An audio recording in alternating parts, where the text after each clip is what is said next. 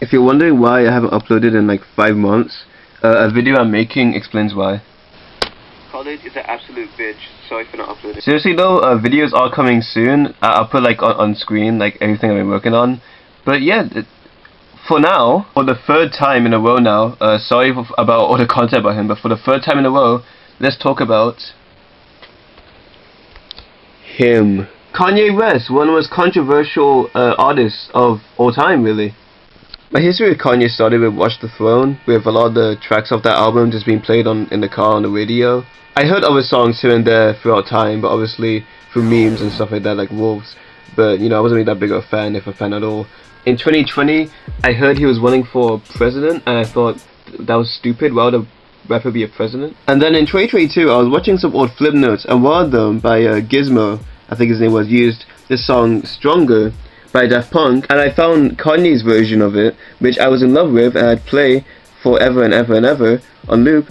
And over time, I just kind of became a fan of Kanye, and I decided to listen to his whole discography. And if you can't tell, I'm a big Kanye West fan now. I mean, look at this. The man's discography is insane. We got The College Dropout, Late Registration, Graduation, 808s, Twisted Fantasy, Watch the Throne, Jesus. We got The Life of Pablo and Spirit, Yay, Kiss These Girls, J.I.K. and Donda. Like, this shit. Not many artists have a discography like this, in my opinion. I will be making a Kanye discography ranking soon. Right now I did on another artist. But all you have to know for that, if you want to know my amazing takes, is that this is bottom 3, this is bottom 3, and this is top 5. Because I became a fan right after this shit show came out, I was pretty excited to see what Kanye would cook up next. Again, considering the whole discography this man has. For the next album, there was actually rumors saying that it'll be a mix between the College Dropouts sound, the Life of Pablo sound, and Twisted Fantasy sound, which sounds insane. So insane that I don't think Kanye would ever do that. But there were some leaks. Obviously, we got this song that was played in London, which literally no Kanye fan really talks about at all. They just kind of forgot about it. We also had this song here, which again seemed interesting. And then Slide In.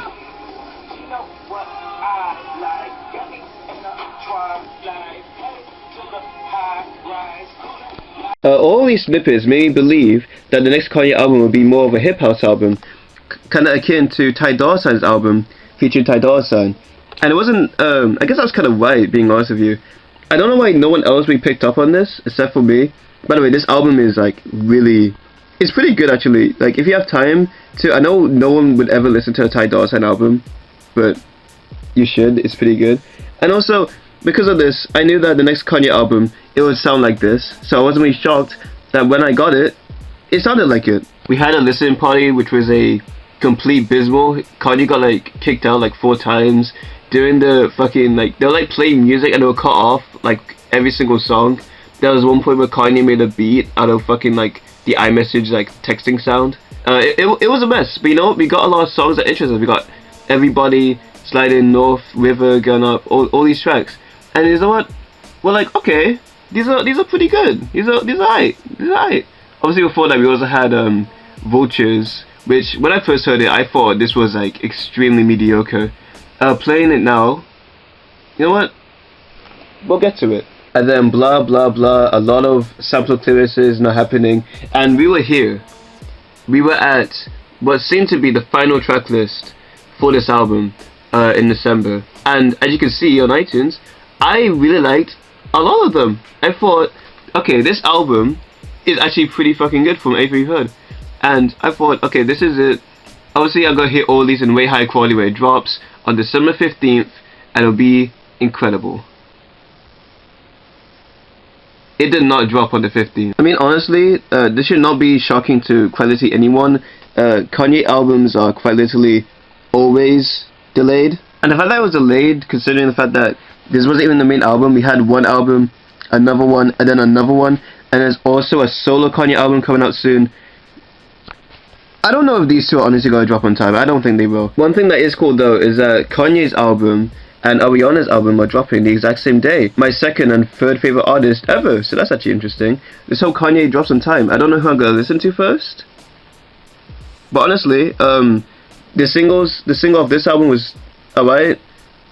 If this has gone to my head, this wins. Also, the release for this was just weird. Like, I thought when I saw this, I thought the account was hacked. I didn't think this was real at all. like I made tweets about it, just saying like no, I'm not buying into this. I think this is a scam, and obviously I was proven wrong. This is actually the album. He changed the cover last second to that, and this is the new track list, which you cannot see from my amazing camera. But hey, guess what? It's out. It's here. It's out. And obviously, it's new Kanye album. People had their own opinions. You know, some people thought it was.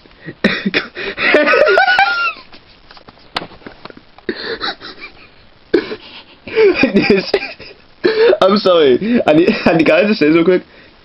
This is funny to me because okay, first of all, the video itself is everything he says in the video is very true, but the fact in the 15 years, let me check this. Hold on.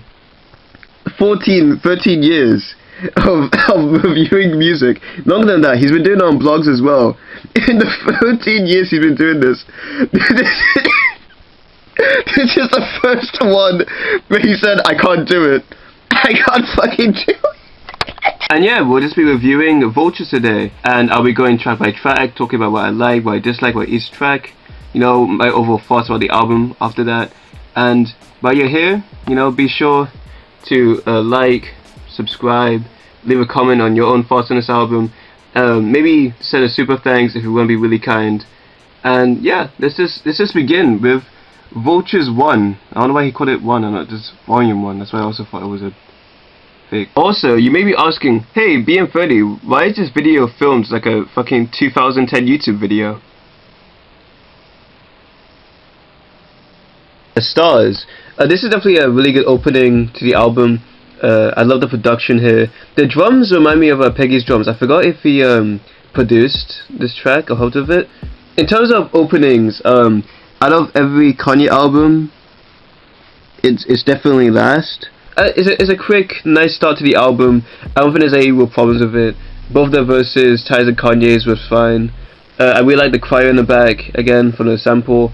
Overall, it's a good starting track. After Stars, it transitions beautifully into Keys to My Life, which is one of the tracks I really like on this album. Originally, this track was actually just Timbo freestyle, where it was just Kanye and Ty rapping over a Timbaland beat. And honestly, I like the original more because the high-pitched vocal sample used throughout the song, it was way more prominent in that original song than it is on the released.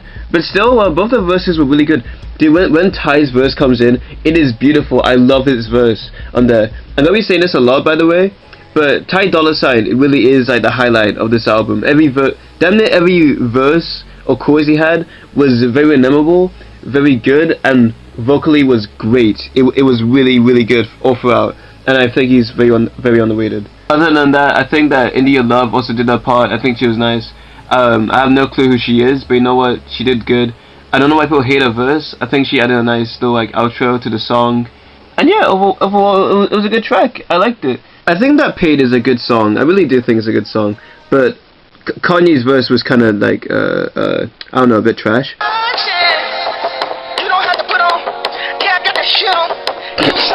Yeah, it was pretty bad. I did like, again, just like Keys of My Life, I love Ty's verse. I love the I'm just here to get paid. I'm just here to get paid. I'm just here to get paid. I like that. The production, pretty good. Just, you know, an average hip house type track. It's just Kanye was just kind of just there screaming Roxanne, I know you got that shit on. And yeah, but outside of that, it's again pretty decent track. Now I will say, oh, this track is good, but this person was bad in it. Does it make it a overall good track? Yes, but also it degrades it. If that makes sense. When I listen to this track, I'm not gonna skip Kanye's verse. I don't really skip verses when I listen to music. I'll just not play the song at all. But I will admit, I get what he was doing though. What he was trying to do, so you know, like the high pitch like sound that plays throughout the song. I think he was trying to imitate that, but it just obviously just did not work well. It just did not work well. I think that Talking is a good song. The first half anyway. Obviously, it's just North just singing over this really nice beat that I actually really like. It's so good. The fact that it was kind of just wasted on Northwest kind of upsets me. But overall, it's just a song sung by like a 10-year-old kid who really cares. Once Again is the worst track on this album. It really is. The once again the clouds are gathering. For some reason, after he says that, there's like a 1 second pause that is so noticeable every single time, and it just makes me just not like the song anymore. It's just literally though. All I did was cut out like 1 second of this. Look how different it is.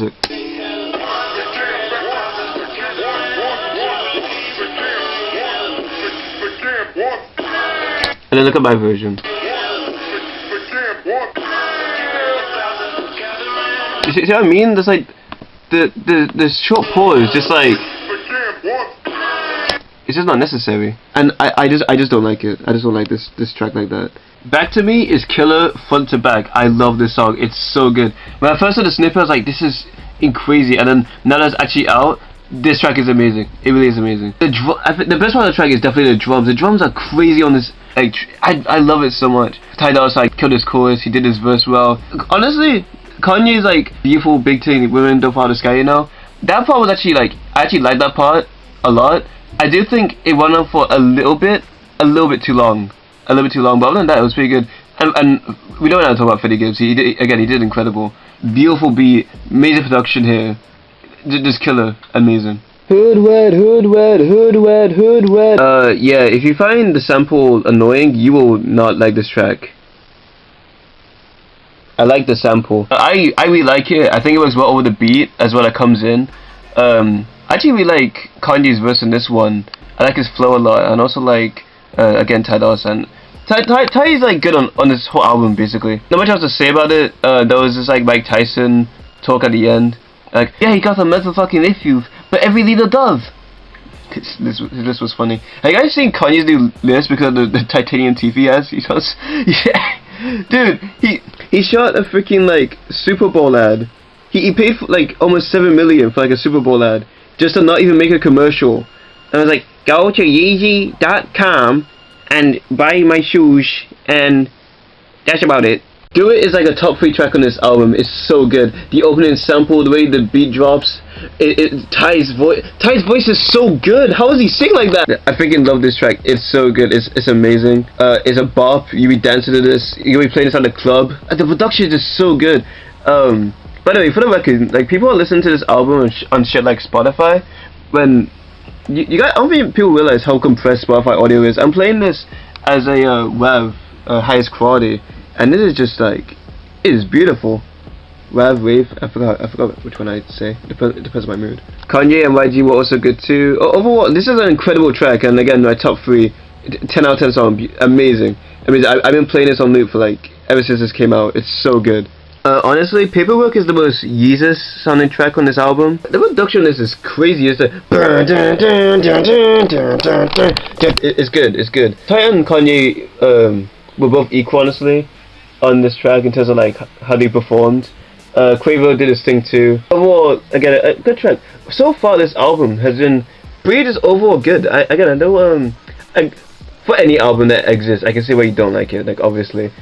But to me, like eight tracks in, there wasn't really much wrong really, other than like maybe Paid and Talking, but like they weren't even like that bad of tracks in my opinion. Next we have Burn, my favorite track of Late Registration by Kanye West. This track sounds just straight off this album. It's that classic Ye. We got his old flow, the old use of the soul samples. It's incredible. It's an incredible track. I didn't think it would be on the final track list. I waited for it. See, this was the first song Kanye and Ty made for the collab album, and I thought, you know, this was just gonna be scrapped. It got leaked, so people were saying, oh yeah, he's not gonna use it in the album then because it's already out, everyone already heard it. But no, he actually went back, he updated the beat and everything, he made it sound way more nicer, and made a fucking fire song. It's amazing. Who's not entertained by my pain? Who ain't catch a check of my name? When my campaign turn the campaign. I fucking love that shit. You know what I can't believe? The next track is just as good. In it on the chair, I have no clue what to say. Yeah, dude. What do you want me to say? Dude, this track's fucking incredible. The production is fire. I love the beat switch. Ty Dolla on that chorus. I'm trying to fuss like right now. I fucking love that. Cardi, tell her fuck what, dude. Deep Voice Cardi is actually something I started like way more. Kanye was fire. Travis was there. He did his thing. Alvin killed it. Alvin was fire. I cannot believe they got Alvin on the album. You know, I'm a huge fan of Alvin's filmography. He's a really good artist. He's made a lot of great movies. My favorite is definitely Chipwrecked, but this is the original. Why was that so crunchy? But yeah, as I was saying, fire track, absolute banger, banger, banger. And then there's this. When this track originally came out, a lot of people hated it and was very confused. Why? Because this was the lead single they chose for this album. Which makes sense because it's the title track, but this used to be like a very boring track to me. I thought it was really bad. I used to hate Pump J's verse. I thought Lil Durk was cool, I guess. Like, anything about this track was just like the definition of mediocre. But I don't know what happened. During the build up to this album, I started listening to it more and more, and I just like it now. It pains me to really say it because this album is really good. It really pains me to say it, but this might be a top 3 track. I'm not even gonna lie to you. I now like Pump J's verse, even though it's very like lazy and laid back. I kind of fuck with that. Lil Durk did crazy. Kanye's verse again is just like the anti-Semitic shit. But either way, I still like it. I like Pump J and Kanye's verse the most, which is weird, because then the most like laid back and like lazy on the track. But I think I like I don't know why I like that, but I do. Of course, Ty Dolla did great. He's great for on this album. He did great here. And yeah, the Havoc version.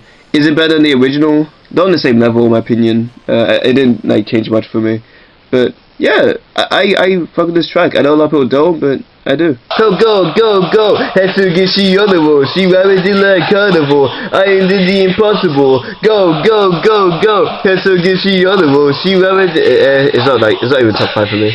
Don't get me wrong, it is a fire song. It's so fire that Kanye fans harassed everyone on Twitter to buy it.